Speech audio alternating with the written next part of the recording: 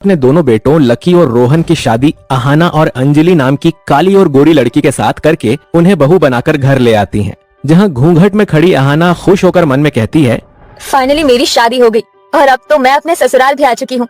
I know Rohan, तुम्हें भी हमारे सुहागरात की उतनी ही एक्साइटमेंट होगी जितनी की मुझे है। अहाना अपनी सुहागरात के बारे में सोच ही रही होती है कि तभी उसकी सास शांति कहती है, अहाना बहू, अंजलि बहू, इस कलश को अपने शुभ कदमों से गिराकर गृह प्रवेश करो। जी माँ जी। इसके बाद दोनों काली गोरी बहुएं एक कमरे के ससुराल में काली और गोरी बहू की सुहागरात। शांति अब तभी अंजलि के बाल खींचने के कारण वो बोलती है, ouch! Lucky, what are you doing? मुझे दर्द हो रहा है, प्लीज जरा धीरे करो। अरे मेरी माँ, इतनी जोर से क्यों चिल्ला रही हो? कोई क्या सोचेगा? लकी ऐसा कह ही रहा होता है कि तभी अहाना गुस्से में अपने पति रोहन को पिलो मारकर कहती है, how could you Rohan, you liar, ये चीटर, तुमने मुझसे झूठ बोला कि तुम्हारा अपना घर बार गाड़ी बंगला है। सॉरी अहाना, मैं ऐसा नहीं करना चाहता था, लेकिन अगर मैं सच बता देता तो तुम मुझसे ब्रेकअप कर लेती, क्योंकि तुम अमीर थी और मैं गरीब। मगर मैं तुम्हें खोना नहीं चाहता था, क्योंकि मैं तुमसे प्यार करता हूँ। बेबी, अब गुस्सा थूक दो ना, चलो आज की रात खराब नहीं करते। रोहन अहाना को मना लेता है। जैसे ही दोनों अपनी सुहागरात की शुरुआत करते हैं, ढेर सारे मच्छर उनके बिस्तर के चारों तरफ भिन भिनाने लगते हैं। तभी एक मच्छर अहाना को काटकर रोहन के गाल पर बैठ जाता है। तभी अहाना गुस्से में रोहन के गाल पर एक थप्पड़ मारती है। अहाना, तुम पागल हो गई हो क्या? अरे पति को सुहागरात पर ऐसे कौन मारता है? रोहन, मैंने तुम्हें नहीं, उस मच्छर को मारा था, वो तो गलती से। और गलती से तुमने मेरा गाल लाल कर दिया। मुझे तुमसे बात ही नहीं करनी। ऐसा कहकर रोहन मुंह घुमाकर सो जाता है। वहीं गर्मी से परेशान लकी और अंजलि भी सो जाते हैं। इस तरह काली और गोरी बहू की सुहागरात का सपना उस रात अधूरा ही रह जाता है। इसी वजह से गुस्से में गोरी बहू अपने बिस्तर से नहीं उठती। वहीं काली बहू कमरे के बाकी हिस्से की साफ सफाई करके सभी के लिए चाय नाश्ता बनाती है। जिसके बाद दोनों के पति काम पर चले जाते हैं और शाम होते ही सुरेंद्र कहता है, अरे अहाना बहू, जरा जल्दी से चाय तो बना दो। ससुर जी को भी चैन नहीं है, इतनी गर्मी में उन्हें 2 वक्त चाय चाहिए। ऐसे ही वह कर बुलाती है, अंजलि भाभी, रोहन घर आ रहे हैं, प्लीज आप बाहर चली जाइए। मगर मैं क्यों भला बाहर जाऊं? बाहर इतनी गर्मी है। अरे इतना भी क्या सोच रही हो? कौन सा तुम्हारा गोरा रंग है जो ढल जाएगा?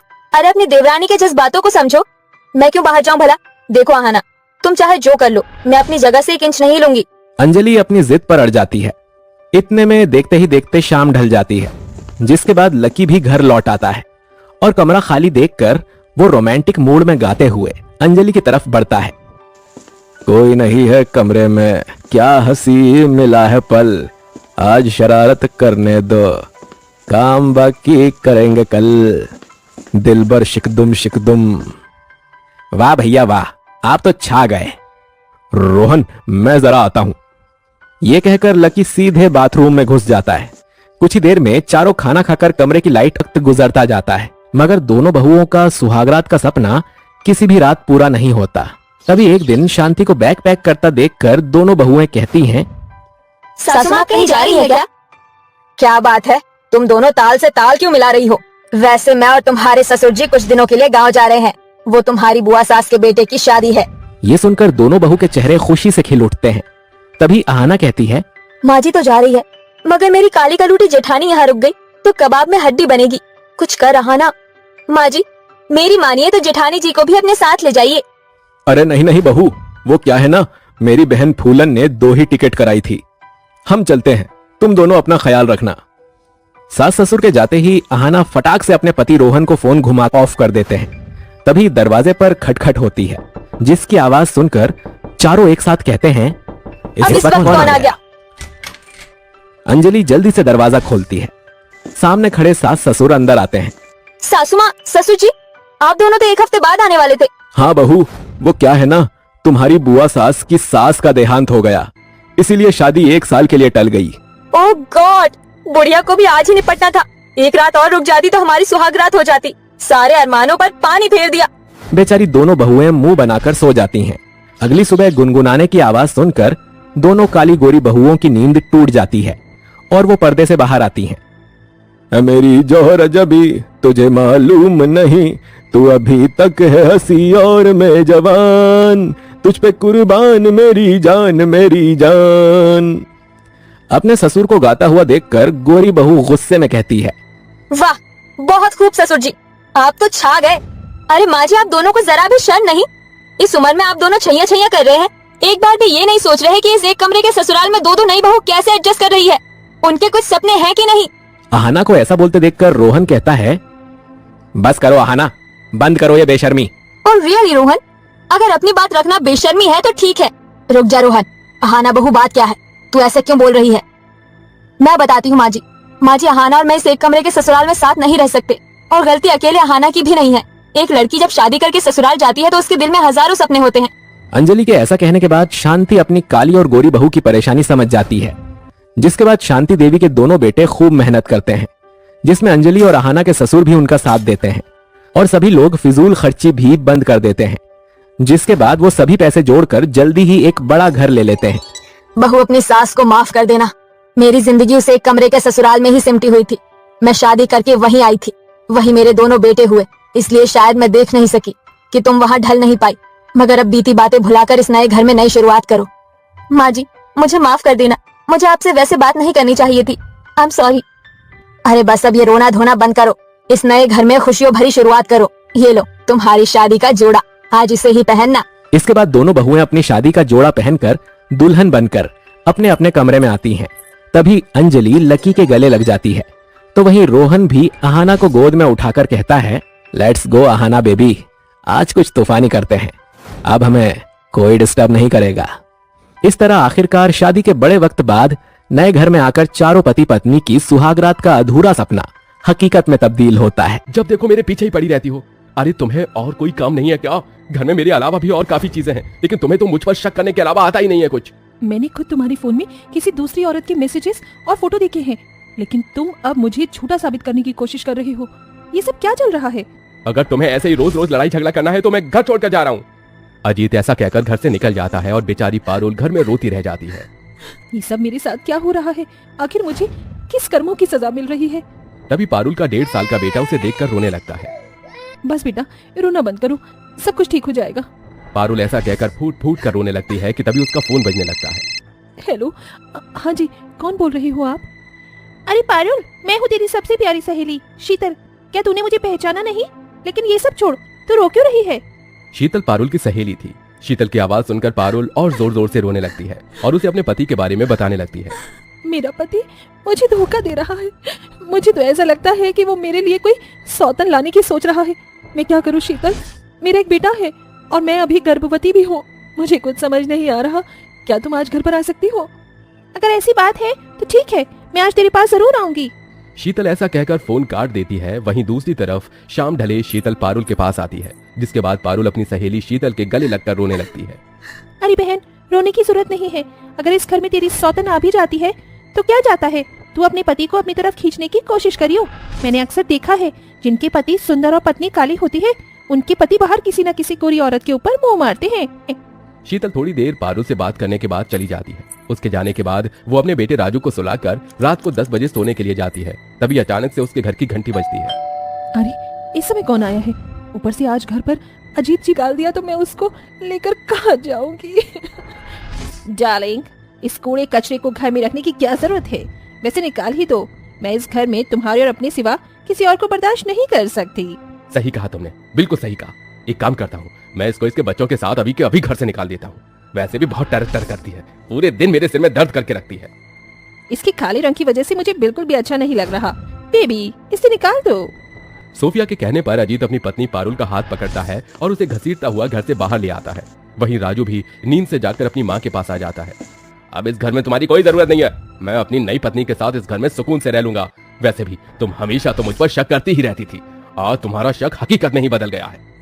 पारुल अजीत के पैर पकड़ लेती है और कहती है, अजी ऐसी नहीं है, अब मैं क्या करूं? पारुल अपने हाथ में एक डंडा ले लेती है और डरते हुए अपने घर का दरवाजा खोलती है। दरवाजा खोलते ही उसके सामने उसका पति अजीत एक सुंदर सी लड़की के साथ शादी के जोड़े में खड़ा होता है। अजी आप आ गए, लेकिन ये औरत कौन है?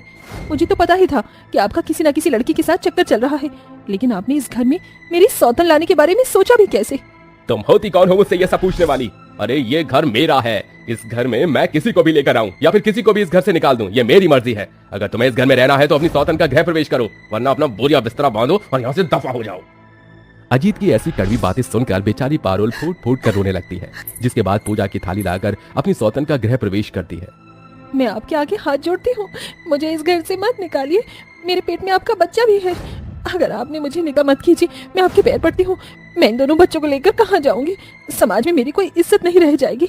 मैं इस घर के किसी एक कोने में पड़ी रहूंगी और घर के सारे काम भी करूंगी। ये सुनते ही सोफिया के मन में लालच आ जाता है। रुक जाओ, वैसे ये सही तो कहती है, बेचारी कहाँ जाएगी? और मुझे ऐसी गरीब औरतों पर बहुत दया आती है। एक काम करते हैं, हम इसे अपने घर में ही रख लेते हैं, ये घर के सारे काम कर लेगी। तुम कितनी दयावान हो सोफिया, काश हर एक लड़की तुम्हारी जैसी ही होती। चलो मैं तुम्हें अपना कमरा दिखा देता हूँ। अजीत सोफिया को अपने कमरे में ले जाता है, जिसके बाद वो बेचारी पारुल वापस घर में आ जाती है। वो सोने के लिए अपने कमरे में जाती है, लेकिन वहां तो पहले से ही अजीत सोफिया के साथ पहुंच चुका होता है और अंदर से दरवाजा लगा देता है, जिसके चलते उसे अपने बेटे के साथ घर के हॉल में ही सोना पड़ता है। अगले दिन जैसे ही सवेरा होता है वो नींद से उठती है और बहन, ऐसा मन कर रहा था जैसे अब अपने आप को मार दूं, अपनी जिंदगी खत्म कर दूं। नहीं बहन, तू ऐसा मत कर। तू एक काम कर, तू उस घर को छोड़कर मेरे पास आ जा। अब चाहे कुछ भी हो जाए, मैं इस घर को नहीं छोड़ूंगी। इस घर से जाएगी तो मेरी अर्थी, फिर चाहे मुझे अपनी सौतन के बच्चे ही क्यों ना देखने पड़े। कुछ समय बाद पारुल अपनी ही सौतन के बच्चों को खिलाने लगती है। अरे ओ मेरी ब्लैक ब्यूटी, कितनी बार कहा है कि मेरे बच्चों को हाथ मत लगाया करो, नहीं तो तुम्हारी तरह काले हो जाएंगे। किसने कहा कि ये दोनों बच्चे तुम्हारे हैं? ये दोनों बच्चे मेरे भी हैं। जितना इन पर तुम्हारा हक है, उतना ही मेरा भी हक है, क्योंकि ये अजीत जी के बच्चे हैं। कर लो मैया, तेरी इतनी हिम्मत कि तू मेरे बच्चों को अपना बताएगी? तुझे तो मैं अभी बताती हूँ।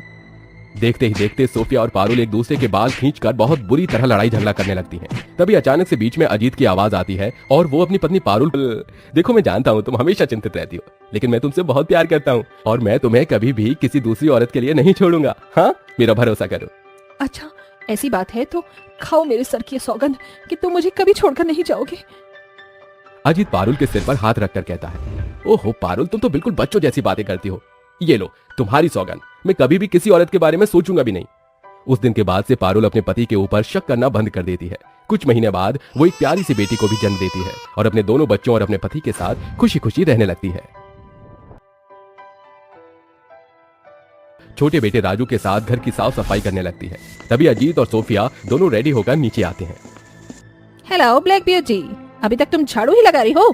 मेरा ब्रेकफास्ट कहाँ है? तुम्हें कहा था ना, हमें सब कुछ एकदम परफेक्ट चाहिए।